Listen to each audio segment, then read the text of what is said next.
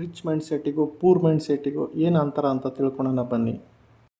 Poor mind set ನನಗೆ ದುಡ್ಡು ಉಳಿಸ್ಬೇಕು ಅಂತ ಯೋಚನೆ ಮಾಡಿದ್ರೆ, ರಿಚ್ ಮೈಂಡ್ ಸೆಟ್ನವರು ನನಗೆ ದುಡ್ಡು ಎಲ್ಲೆಲ್ಲಿ ಇನ್ವೆಸ್ಟ್ ಮಾಡಬೇಕು ಅಂತ ಯೋಚನೆ ಮಾಡ್ತಾ ಇರ್ತಾರೆ. ಪೂರ್ ಮೈಂಡ್ ಸೆಟ್ ದುಡ್ಡು ಗಳಿಸೋದು ಭಾಳ ಕಷ್ಟ ರೀ ಅಂತ ಹೇಳ್ತಾರೆ. ಬಟ್ ಅದೇ ರಿಚ್ ಮೈಂಡ್ ಸೆಟ್ನವರು ದುಡ್ಡು ಎಲ್ಲೆಲ್ಲಿ ಹೇಗೆ ಗಳಿಸ್ಬೇಕು ಅಂತ ಸ್ಕೆಚ್ ಹಾಕಿ ಪ್ಲ್ಯಾನ್ ಮಾಡ್ಕೊಂಡು ಯೋಚನೆ ಮಾಡ್ತಾ ಇರ್ತಾರೆ. ಪೂರ್ ಮೈಂಡ್ ಸೆಟ್ ನನಗೆ ಎಷ್ಟು ಸಂಬಳಕ್ಕೆ ನಾನು ಕೆಲಸ ಮಾಡಬಲ್ಲೆ ಅಂತ, ರಿಚ್ ಮೈಂಡ್ ಸೆಟ್ ನಾನು ಪ್ಯಾಸಿವ್ ಇನ್ಕಮನ್ನು ಹೇಗೆ ಮಾಡ್ಕೋಬಲ್ಲೆ ಅನ್ನೋದನ್ನು ಯೋಚನೆ ಮಾಡ್ತಾ ಇರ್ತಾನೆ. ಪೂರ್ ಮೈಂಡ್ ಸೆಟ್ ನಾನು ಈ ಕೆಲಸ ಮಾಡೋಕ್ಕಾಗಲ್ಲ, ಆ ಕೆಲಸ ಮಾಡೋಕ್ಕಾಗಲ್ಲ ಅಂತ ಯೋಚನೆ ಮಾಡ್ತಾ ಇರ್ತಾನೆ. ಅದೇ ರಿಚ್ ಮೈಂಡ್ ಸೆಟ್ನವನು ನಾನು ಯಾವ ಕೆಲಸವನ್ನು ಬೇಕಾದರೂ ಮಾಡ್ತೀನಿ, ಹೇಗೆ ಬೇಕಾದರೂ ಮಾಡ್ತೀನಿ, ಎಷ್ಟು ಕಷ್ಟಪಡೋಕ್ಕಾದರೂ ತಯಾರಿದ್ದೀನಿ, ನನಗೆ ಹಣ ಬೇಕು, ಹಣವನ್ನು ಹೇಗೆ ಡಬಲ್ ಮಾಡಲಿ, ಹೆಚ್ಚು ಹಣವನ್ನು ಹೇಗೆ ಗಳಿಸಲಿ, ರಿಚ್ ಆಗಲಿ ಅಂತ ಯೋಚನೆ ಮಾಡ್ತಾನೆ. ಸ್ನೇಹಿತರೆ, ಇಲ್ಲಿ ಮನುಷ್ಯ ವ್ಯತ್ಯಾಸ ಆಗಲ್ಲ, ಜಾತಿ ಧರ್ಮ ವ್ಯತ್ಯಾಸ ಆಗೋದಿಲ್ಲ. ಇಲ್ಲಿ ವ್ಯತ್ಯಾಸ ಆಗೋದು ರಿಚ್ ಮೈಂಡ್ ಸೆಟ್ ಮತ್ತು ಪೂರ್ ಮೈಂಡ್ ಸೆಟ್.